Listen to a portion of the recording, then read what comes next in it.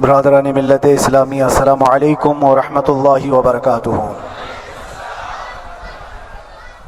الحمدللہ الحنان المنان الذي خلق الانسان وعلمه البيان، والصلاة والسلام على رسوله سید الانس والجان وعلى آلہ واصحابہ ذوی الخیر والاحسان، اما بعد فاعوذ باللہ من الشیطان الرجیم، بسم اللہ الرحمن الرحیم۔ وقل جاء الحق وزهق الباطل ان الباطل كان زهوقا، صدق اللہ مولانا العظیم۔ بارگاہ رسالت محب صلی اللہ علیہ وسلم میں درود پاک کا ہدیہ پیش کریں۔ اللہم صلی علی سیدنا و مولانا محمد معدن الجود والکرم وآلہ واصحابہ الکرام وابنہ الکریم وبارک وسلم صلاة دائمة سرمدا ابدا۔ عزیزان گرامی وقار، میں یہ چاہتا ہوں جہاں پر آ کر ہم رکے تھے وہیں سے ہم پھر آگے بڑھتے ہیں۔ ہم رکے تھے کہاں آ کر؟ کچھ دیر کی خاموشی ہے،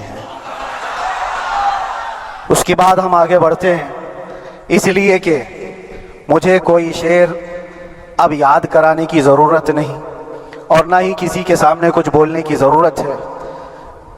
حالات تو ایسے تھے کہ جو نان مسلم تھے وہ بھی ہمیں جیل میں دیکھ کر یہی کہتے تھے کہ آپ ہی نے کہا ہے یہ فلاں بات۔ ہم نے کہا اللہ تبارک و تعالیٰ نے تم کو بھی یاد کرا دیا۔ میرے عزیزو، ستیزہ کار رہا ہے ازل سے تا امروز، شرار ابو لہبی سے چراغ مصطفی۔ یہ آج کل کے معاملات نہیں، ابتدا سے حق اور باطل کے معرکے ہوتے رہے۔ لیکن ایک بات میں آپ سب کو بتانا چاہتا ہوں، مظفر کو مقید نہ سمجھ ایسے یاد۔ سیدنا مظفر حسین کچھوچوی رحمۃ اللہ تعالیٰ علیہ جیل گئے تھے، قید میں تھے، تب انہوں نے یہ شعر کہا تھا کہ مظفر کو مقید نہ سمجھ ایسے یاد، میری یہ اسیری بھی سنت آبائی ہے، میرے آبا و اجداد کی سنت ہے جس پر میں عمل کر کے آ رہا ہوں، میرے بزرگوں کی یہ سنت تھی۔ بہرحال جن کو جس راستے سے مجھے گزارنا تھا، لوگوں کے دلوں میں یہ ٹھنڈک تھی شاید کہ زبان بند کر کے چند دنوں کے لیے قید کر دیا جائے، مگر میرا عقیدہ یہ تھا کہ اللہ تبارک و تعالی جب تک چاہے کہ کوئی اس کے لیے پابندی نہیں لگا سکتا۔ وَإِن يَمْسَسْكَ اللَّهُ بِضُرٍّ فَلَا كَاشِفَ لَهُ إِلَّا هُوَ، رب تعالیٰ فرماتا ہے اگر اللہ تعالیٰ تمہیں کوئی مصیبت دے تو اس کے علاوہ کوئی ٹال نہیں سکتا۔ وَإِن يَمْسَسْكَ اللَّهُ بِخَيْرٍ فَلَا رَادَّ لِفَضْلِهِ، اور اللہ کسی کو بھلائی دے دے تو پھر اس کو روک بھی کوئی نہیں سکتا۔ مولا تبارک و تعالیٰ اگر کسی کو کوئی مقام عطا کر دے تو ہزاروں کیڑوں کے پھڑپڑانے سے وہ مقام ختم بھی نہیں ہو سکتا۔ اللہ تبارک و تعالیٰ جس کو بڑھانا چاہے اس کے لیے کوئی راستہ رکاوٹ نہیں بن سکتا۔ اس لیے کہ ہم نے تاریخ میں دیکھا ہے پیبند لگے کپڑے پہننے والے، پیروں میں چپل نہیں تھے، جن کے ناخن تک اکھڑ جاتے تھے، لیکن وہ جب چلتے تھے قیصر و کسریٰ بھی کانپتے تھے، جن کا ہی یہ نعرہ تھا ٹل نہ سکتے تھے جنگ میں اگر اڑ جاتے تھے، پاؤں شیروں کے بھی میدان سے اکھڑ جاتے تھے، حق سے سرکش ہوا کوئی تو بگڑ جاتے تھے، ارے تیغ کیا چیز ہے ہم توپ سے بھی لڑ جاتے تھے۔ یہ وہ صحابہ کرام اور اسلاف کرام، ان کا یہ معمول تھا۔ بظاہر ان کے پاس کوئی اسباب نہیں تھے لیکن اللہ کی مدد تھی، وہ پانی کی طرح بہتے ہوئے چلے گئے، نہ چٹانوں نے ان کا راستہ روکا نہ دریاؤں نے ان کا راستہ روکا، وہ جس طرف سے جاتے تھے اللہ تعالیٰ ان کے لیے راستے بناتا تھا۔ عزیزان گرامی وقار، کون ہے وہ جو دریائے دجلہ میں اپنے گھوڑے دوڑائے تھے؟ کون ہے وہ جو دریا میں اپنی کشتیاں ڈال کر جلا دیا تھا کہ واپس جانے کا کوئی تصور نہ ہو؟ یہ سب میرے مصطفیٰ کریم کے دیوانوں کی ہی بات تھی۔ اسی لیے آج بھی دنیا گھبراتی ہے تو شانے لوگوں سے نہیں، دیوانوں سے ہی گھبراتی ہے۔ بہت زیادہ چالاک رہنے والوں سے نہیں، دیوانوں سے دنیا گھبراتی ہے، اس لیے کہ دنیا کو پتا ہے، دنیا جانتی ہے کہ دیوانہ کہاں دیکھتا ہے کسی کو پتا نہیں۔ اور یہ اس دیوانے کی بات کر رہا ہوں جس کے لیے اللہ کے حبیب صلی اللہ تعالیٰ علیہ وسلم کی عزت و وقار سب سے اول ہے۔ عزیزان گرامی وقار، آج آپ کے سامنے حاضر آیا، یہ میرے استاد گرامی، مربی، استاد الاساتذہ برادر گرامی حضرت العلامہ مفتی زبیر احمد صاحب قبلہ ادام اللہ اقبالہ، جنہوں نے دن رات ایک کر دیے تھے، میرے خیال سے 8 مہینے میں جتنے ان کے بال سفید ہوئے اس سے زیادہ نہیں ہوئے ہوں گے، صرف اس لیے نہیں کہ ایک بھائی کے لیے، اس لیے بھی لڑ رہے تھے کہ ایک عالم کے لیے جس سے دین کا بہت سارا حصہ وابستہ ہے۔ ان کی محنتیں رائگاں نہ گئی۔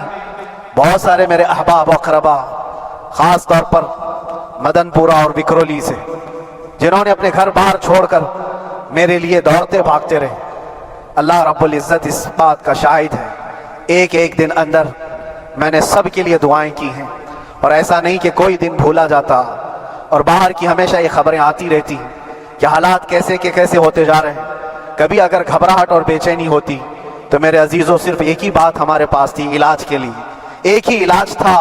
جب بے چینی بڑھ جاتی، اپنوں سے رابطہ نہیں ہو پاتا اور کسی کے خبر نہ پہنچتی، کھانے پینے کی تکلیفیں، رہنے سہنے کی مصیبتیں جب سر پر آتی تو ایک ہی علاج تھا، ان کے نثار کوئی کیسے ہی رنج میں ہو، ان کے نثار کوئی کیسے ہی رنج میں ہو، جب یاد آ گئے ہیں سب غم بھلا دیے ہیں، جب یاد آ گئے ہیں سب غم بھلا دیے ہیں۔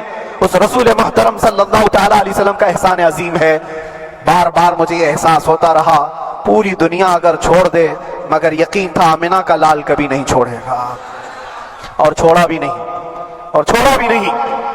ہر رات جو ہمارا معمول تھا، ہم نے جو دیکھا، ہماری پچھلی زندگی میں ہم نے اتنے عجائبات نہیں دیکھے ہوں گے جو 8 مہینے کے اندر ہم نے دیکھے۔ نبی پاک صلی اللہ تعالیٰ علیہ وسلم کے انعامات و اکرامات، رب تبارک و تعالیٰ کی مدد سے دل مضبوط ہوتا ہے۔ عزیزان گرامی، ہم نے تو وہاں ایسے لوگوں کو دیکھا جو ڈپریشن کا شکار ہو کر کافر بھی ہو گئے، اور حالات سے گھبرا کر کے وہ انکار کر بیٹھے، کوئی خدا نہیں ہے، کوئی مدد نہیں آتی ہے، ایسے حالات وہاں دیکھے۔ لیکن ان حالات میں بھی اللہ تبارک و تعالیٰ کی مدد ساتھ رہی۔ رسول پاک صلی اللہ تعالیٰ علیہ وسلم کا انعام و اکرام یہ تھا کہ جس طرح سے گئے تھے اسی طرح سے واپس بھی آئے، جس طرح سے گئے تھے ویسی واپس آئے، اور نہ میرے مصطفیٰ نے باہر میری عزت میں کمی کی، نہ اندر عزت میں کمی کی، کہیں پر بھی نہیں۔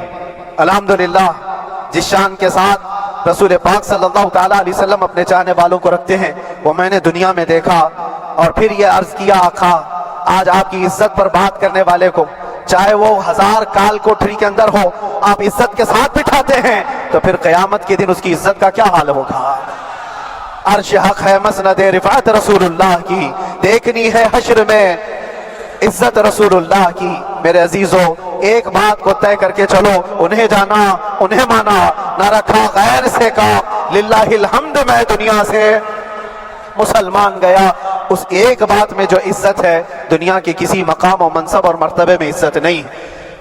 اور حالات دنیا انشاءاللہ میں سناتا رہوں گا، اللہ تبارک و تعالیٰ جب تک یہ زبان رکھا ہے حق بولتے رہیں گے اور سناتے رہیں گے، اور بھی حالات آپ کو انشاءاللہ العزیز آگے سناتے رہیں گے۔ لیکن آج خصوصیت کے ساتھ میں جمعہ کے لیے اسی لیے حاضر آیا کہ یہاں کے لوگ پل پل یاد کرتے رہے۔ حضرت مجھے ہر بار خبر دیتے کہ جب نماز سے فارغ ہو کر کے میں نکلوں تو مجھے لوگ پکڑ لیتے، کیا ہوا، اب کیا خبر ہے۔ تو جس قدر آپ کی بے چینی تھی، بے قراری تھی، میرے عزیزوں مجھے بھی ملنے کی بے چینی اور بے قراری تھی، لیکن یہ ایک سٹیج تھا جس سے گزارا گیا ہے، ایک مقام تھا جس سے گزارا گیا۔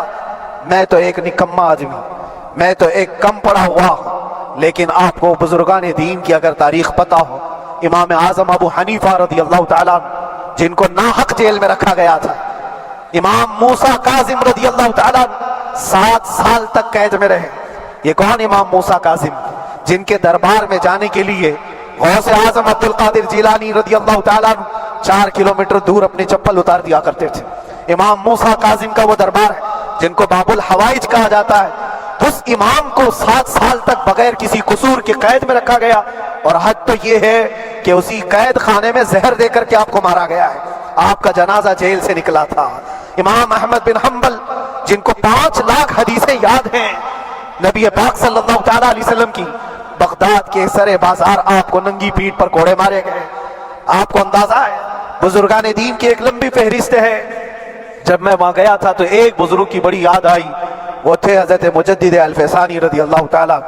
اکبر جیسے ڈکٹیٹر کے سامنے اس اس زمانے کے سب سے بڑے ڈکٹیٹر بادشاہ کے سامنے آپ نے حق بات کا اعلان کیا تھا۔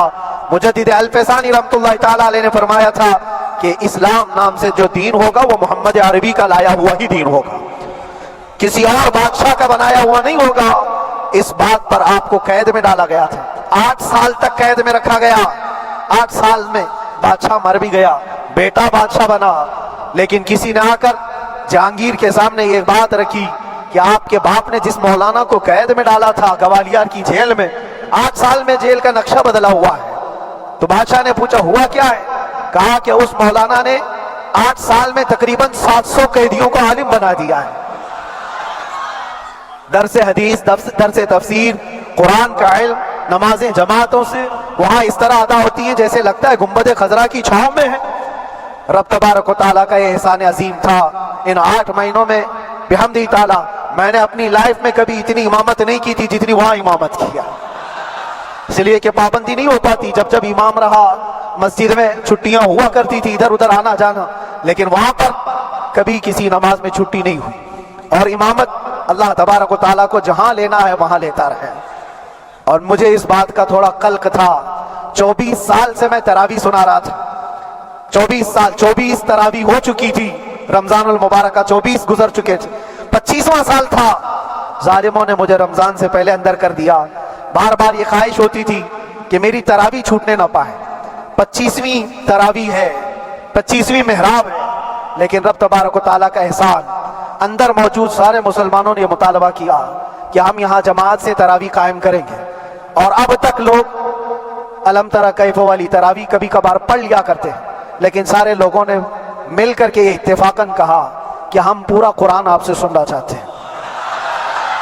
کیسے کیسے قیدی تھے، کیسے کیسے کرائم والے تھے۔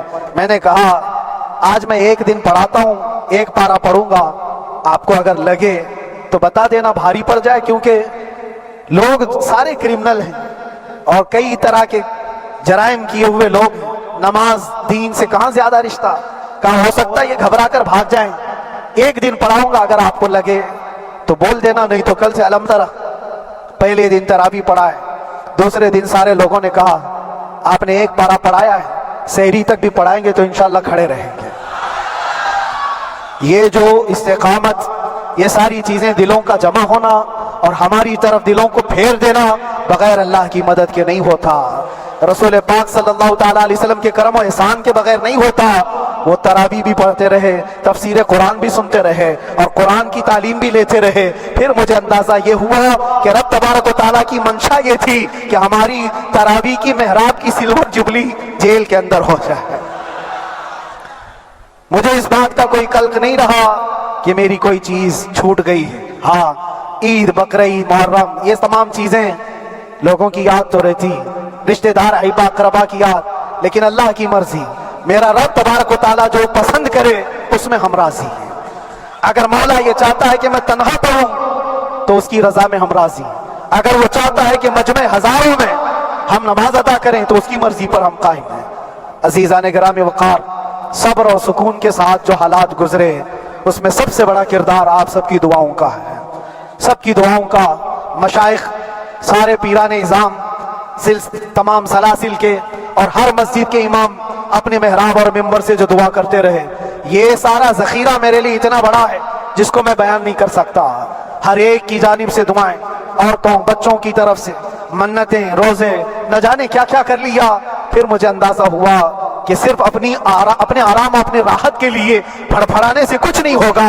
رب تبارک و تعالیٰ یہ چاہتا ہے کہ پوری امت مل کر کے اس فقیر کے لیے دعا کرے، اور اللہ تعالیٰ کو جب تک منظور تھا تمہاری دعائیں ہوتی رہی۔ بعض لوگوں کو یہ خیال بھی آیا، کچھ میرے احبا اقربا رشتہ داروں نے بھی کہا اتنی ساری دعائیں ہوئیں، اتنی ساری دعائیں ہوئیں، قبول کیوں نہیں ہوتی؟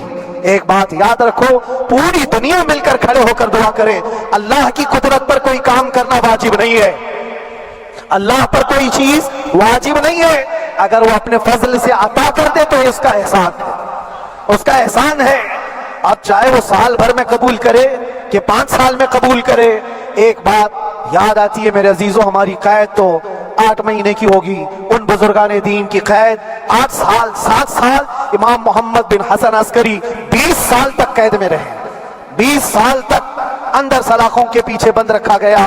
یہ اہل بیت اطہار ہیں, ائمہ اعظام ہیں, ان کی تکلیفیں دیکھ کر پھر ہماری تکلیف چھوٹی لگتی اور پھر نبی پاک صلی اللہ تعالیٰ علیہ وسلم کی یاد آتی. صرف اس بات کا ہمیں فخر تھا کہ تم نے کبھی چوری کے الزام میں تو نہیں گرفتار کیا, کسی گھناؤنے الزام میں تو نہیں گرفتار کیا. ہاں اگر کسی بات پر گرفتار کیا ہے تو ان سے پوچھو تو اب یہ بولنے میں بھی شرم کرتے ہیں. مولانا کو کیوں گرفتار کیا ہے, مولانا کو کیوں اندر رکھا ہے؟ شرم آتی ہے بولنے میں, کیونکہ انہوں نے کچھ ایسا بولا تھا جس کو بولنے میں شرم آتی. کیا بولا تھا میرے عزیزوں؟ یہ ایک الگ کہانی ہے, ابھی میں اس پر کچھ گفتگو نہیں کرتا, اس لیے کہ ہر ایک کو یاد ہو چکی ہے, ہر ایک کو یاد ہے. میں اس کہانی کی طرف نہیں جاتا, لیکن اتنا مجھے آج اس ملک میں رہتے ہوئے احساس ہے کہ ابھی بھی انصاف ختم نہیں ہوا ہے. انصاف پوری طرح ختم ہو جائے تو اللہ کا عذاب آ جائے گا, اللہ کا عذاب آ جائے گا. چند لوگ نا انصافی کر سکتے ہیں, لیکن پوری کی پورے روئے زمین پر رہنے والے انسان نا انصافی کرے, ایسا نہیں ہوتا. ہمارے حق میں سپریم کی طرف سے جو انصاف آیا ہے, ہمارے دل میں اس قدر جگہ ہے آج, اور اس قدر احساس ہے کہ ہمیں یہ اندازہ آج بھی ہوتا ہے کہ چاہے کچھ بھی ہو جائے لیکن انصاف پوری طرح سے مر نہیں سکتا, انصاف پوری طرح سے مر نہیں سکتا. یہ ہمارا ملک عزیز ہندوستان کسی خاص آدمی کے ٹھیکیداری میں نہیں ہے, سبھی کا خون شامل ہے یہاں کی مٹی میں.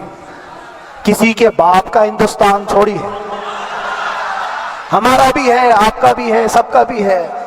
اور میرے عزیزو پتہ نہیں, یہ بھی شاید راحت اندوری صاحب کا شعر ہے, اور اس سے پہلے بھی کچھ بولا تھا وہ بھی ان کا ہی تھا, تو ڈینجر ہی ہوا کرتا ہے. اللہ تبارک و تعالیٰ آپ سب پر فضل فرمائے, کرم فرمائے. جو چیز خاص طور پر بولنی ہے وہ یہ ہے, ان حالات سے آج جو گھبرائے ہوئے ہیں یہ وہ لوگ ہیں جو عیش پرست ہیں. میں کسی کو خاص ٹارگٹ کر کے نہیں کہنا چاہتا, لیکن بہت سارے وہ لوگ جو اثر و رسوخ رکھتے ہیں لیکن وہ آگے آنا نہیں چاہتے. دین اسلام پر حملے ہوں, حضور پاک کی عزت پر حملہ ہو, کسی کو بولنا نہیں ہے, کیونکہ پتہ ہے دیکھو اس مولانا کو کس طرح کی ہے, اسی طرح دوسروں کو بھی کر دیا جائے. جو کمفرٹ زون میں بیٹھنے کے عادی ہو گئے وہ اپنا ایریا چھوڑ کر ہٹنا نہیں چاہتے. اگر میں کچھ کہوں گا حضور پاک صلی اللہ تعالیٰ علیہ وسلم کی ناموس کے لیے تو میرا عیش خطرے میں آ جائے گا. اکثر کی یہی سوچ ہے, میرا تو اپنا دھندا ہے, میرا بزنس ہے, میرے بیوی بچے ہیں, ہو سکتا ہے مولانا کو کسی چیز کی فکر نہیں ہوگی. آپ کو میں بتاؤں, آپ کو اندازہ نہیں ہمارے دل میں ہمارے بچوں کی کتنی محبت ہے. میرے بھی چھوٹے سے بچے ہیں, جب وہ جیل کی سلاخوں کے سامنے آ کر آنسو بہاتے تھے تو دل پر چھریاں چلتی تھی. وہ بچے جو ہمیشہ ہمارے سینے پر سوتے رہے, آج میں ان کو چھو بھی نہیں سکتا. جب وہ سلاخوں کے پیچھے کھڑے ہو کر دور سے رو کر کے چلے جاتے 15 منٹ, تو کیا ہمارے دل میں بچوں کی محبت نہیں؟ کیا ہمارے گھر بار نہیں, ہماری بہنیں, ہمارے بھائی, ہماری ماں نہیں ہیں؟ کتنے تو دن ایسے ہوئے کہ میری ماں کو دورے پڑتے رہے یاد کے لیے, تو کیا وہ ہمارے اوپر کیفیت نہیں آتی کہ ہم خامخواہ یہ مصیبت کیوں مول لی ہے؟ میری بیٹی تو جھگڑا کرتی اس بات کو کہ کیوں آپ اکیلے ہو, بہت سارے لوگ ہیں سب کا خیال کرتے ہوئے, لیکن میرے عزیزو یہ ان کی اپنی محبت ہے. سارا ایک پریوار اور اس سے زیادہ میرے شاگردوں کی ایک دنیا ہے. کتنے ایسے ہیں, میں جانتا ہوں کہ 8 مہینے تک نرم غذا نہیں کھائی میرے ان بچوں نے. میں جانتا ہوں ان کا صرف یہ خیال تھا کہ اندر پتہ نہیں جیل میں آپ کیا کھا رہے ہوں گے, ہم یہاں نرم غذا نہیں کھائیں گے, گوشت مچھلی نہیں کھائی. حالانکہ یہ کوئی چیز تمہارے اوپر واجب نہیں تھی. یہ حالات میں اس لیے بتا رہا ہوں میرے عزیز, کسی کے وہم و گمان میں اگر یہ ہے تو نکال دے کہ میرے آس پاس کچھ نہیں ہے, میں کسی کو چاہتا نہیں, یا میرے ساتھ محبتیں نہیں ہیں. کثرت سے محبت کرنے والے لوگ ہیں میرے پاس. میرے ان بھائیوں کی اور میرے بہنوں کی, میرے گھر والوں کی محبت تو ایسی ہے کہ ان کے گھروں کے بچوں کے معاملات بھی بغیر مجھ سے پوچھے نہیں ہوتے. اگر 8 مہینے اندر رہا تو کسی کا رشتہ نہیں, تو بات چیت بھی نہیں ہے. رشتہ نہیں ہوگا جب تک یہ نہ آئے. سارے کام ڈیپینڈ رہتے تھے. مجھے بھی ان تمام چیزوں کا احساس ہے، لیکن یہ سب چیزیں ایک طرف، میرے مصطفیٰ کی عزت اپنی طرف۔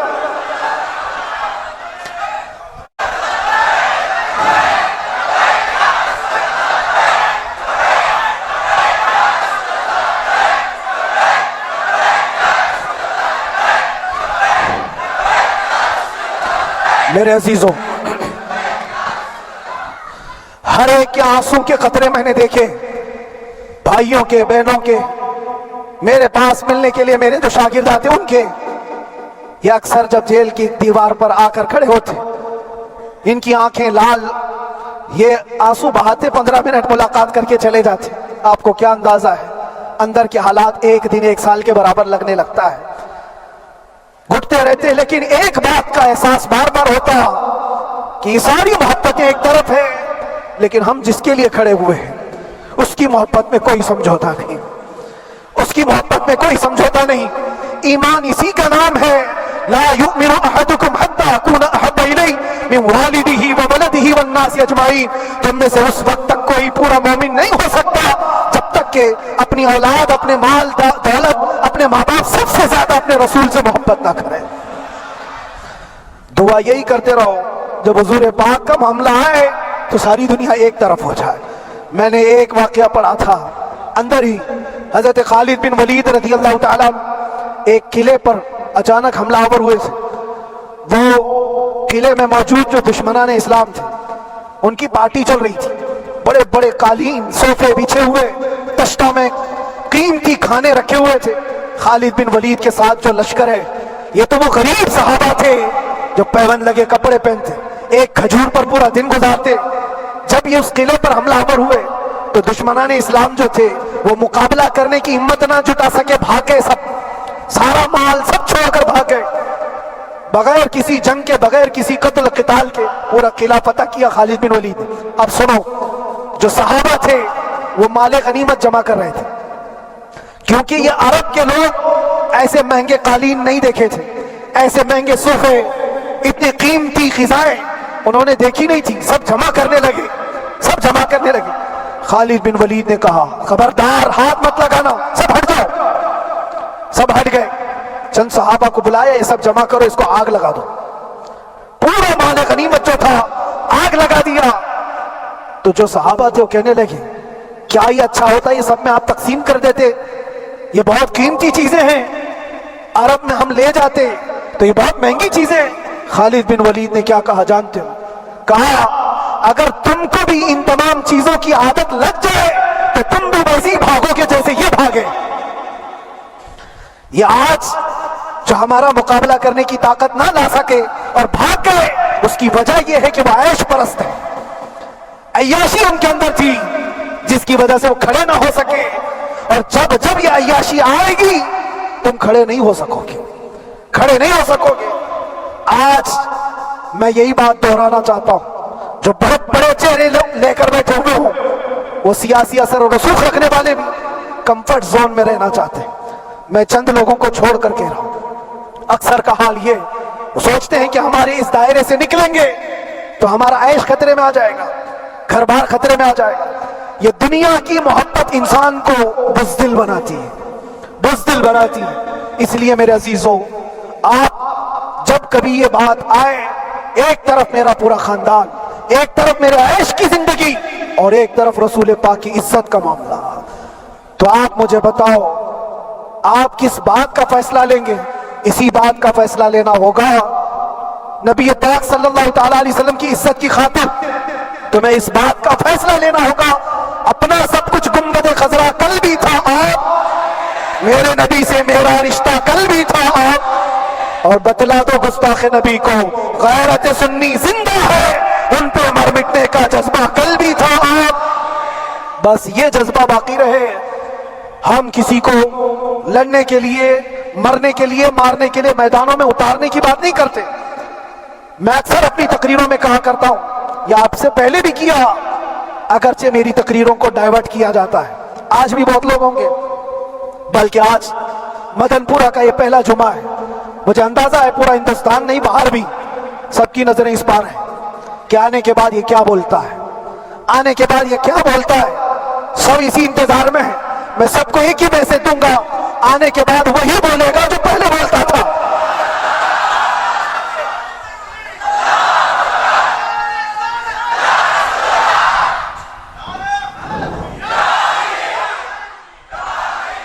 اگر کچھ غلط ہوتا تو ہمارے اس ملک عزیز ہندوستان کی سب سے اعلیٰ عدالت یہ نہیں کہتی کہ ان کے اسپیچ میں کوئی ہیٹ مسئلہ نہیں ہے. وہ ہمیں اندازہ ہے میرے عزیزوں. ہاں جہاں غلطی ہوگی ہم بھرے اعلان کے ساتھ کہیں گے کہ ہم سے یہ غلطی ہو گئی, ہم سے یہ خطا ہو گئی, زبان پھسل گئی. لیکن جو چیز نہیں ہے تو اگر تم زبردستی اس کو کہو گے تو یہ ہم نہیں مانتے. ہاں بس اتنی دعا میرے حق میں کریں کہ جتنی بھی زندگی باقی ہے اللہ تبارک و تعالی حضور پاک کی محبت اور ان کی عظمت کی حفاظت کے لیے جیتے مرنے کی توفیق عطا فرمائے. ہمارا کام صرف اتنا رہ گیا, جو میسج دینا تھا وہ ہم نے دے دیا. اب جو حالات آ رہے ہیں میرے عزیزوں, آپ سب کے لیے بھی میں یہ گزارش کروں گا, دین کی طرف آ جاؤ, سچائی کی طرف آ جاؤ, ورنہ گاجر مولی کی طرح کٹ جاؤ گے, ختم ہو جاؤ گے. دین کی طرف آؤ, سچائی کی طرف آؤ.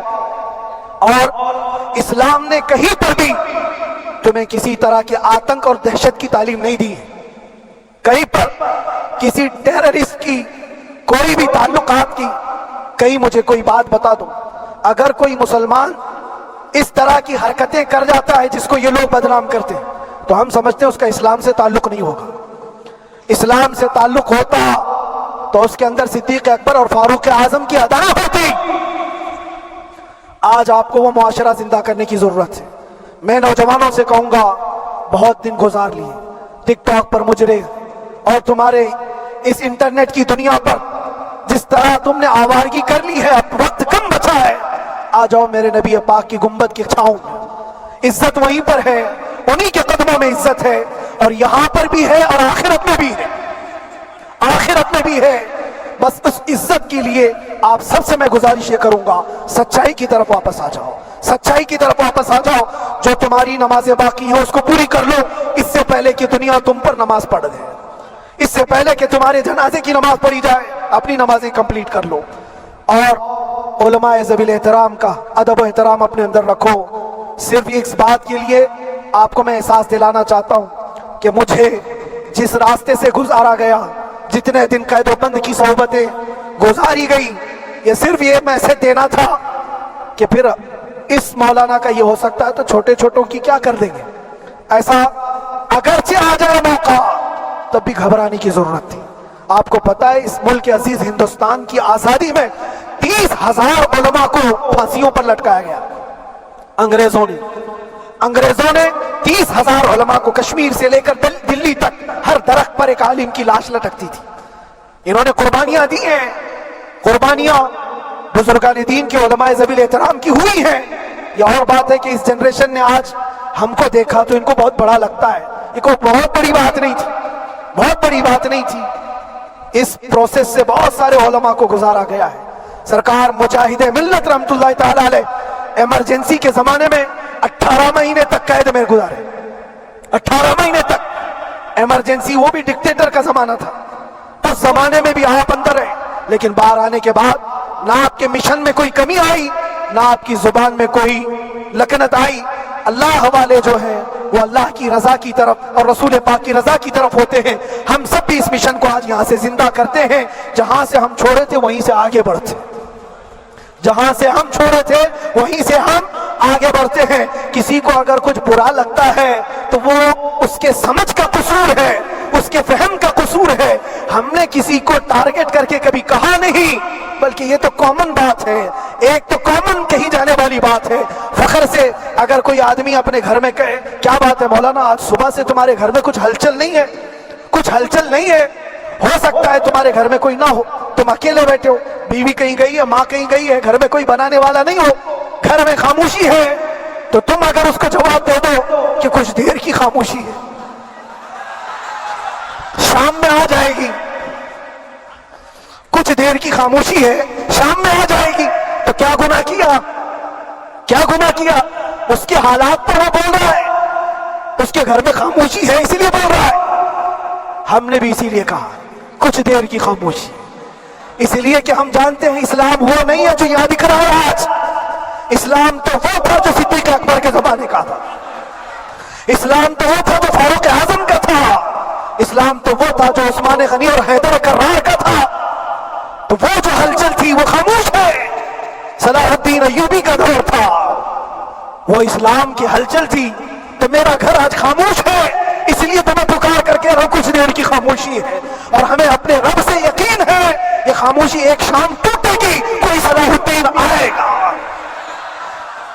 اور اللہ تبارک و تعالی ہم سب کے اس عزم اور حوصلے کو زندہ رکھے اور آپ سب کی محبتوں کو سدا سلامت رکھے، اور میرے آقا صلی اللہ تعالی علیہ وسلم کے قدموں پر مر مٹنے کی ہمیں توفیق عطا فرمائے. وآخر دعوانا الحمدللہ رب العالمین. لبیک